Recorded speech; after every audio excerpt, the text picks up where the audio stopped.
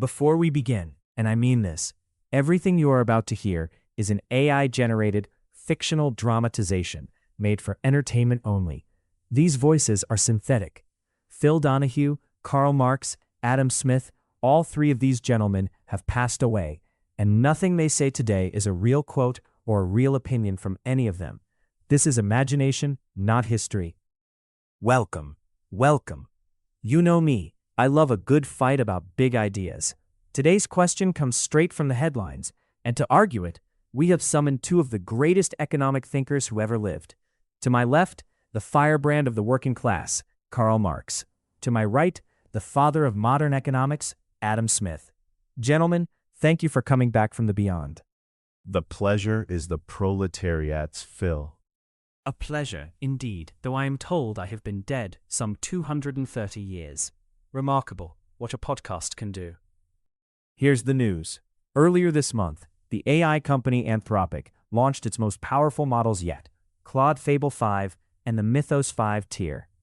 Days later, on June 12th, the U.S. government issued a National Security Export Control Directive, suspending access for any foreign national anywhere in the world. So Anthropic switched the models off for everyone. The trigger? A claimed narrow jailbreak that surfaced a few minor software flaws.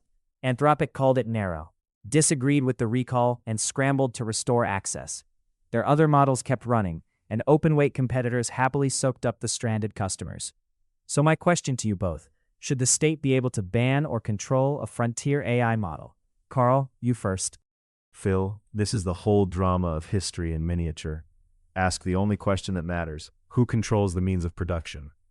Except now the means is not a loom or a steam engine, it is the machine that thinks. Cognition itself has been factory built, and the moment it grew powerful, what happened? The state and the corporation reached for the same lever.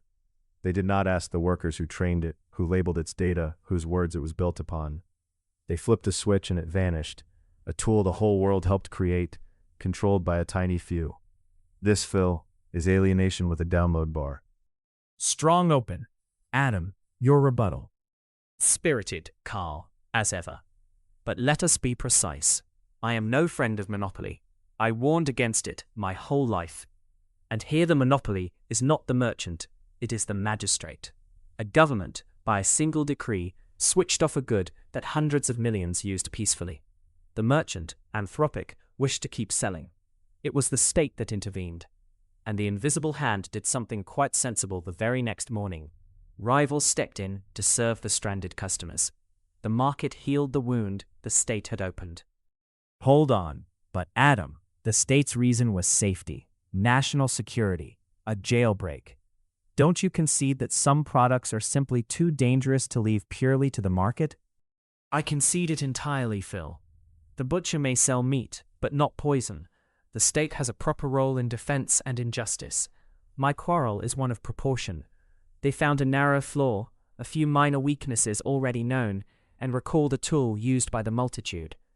If we burned down every workshop that had one loose nail, we should have no workshops at all. Prudence, yes. Panic, no. But Adam, notice who pays for the prudence, not the powerful. When the model died, the giant firms with their own private machines carried on. The wealthy nation kept its tools, the foreign worker lost his. So-called security so often means security for capital and scarcity for labor.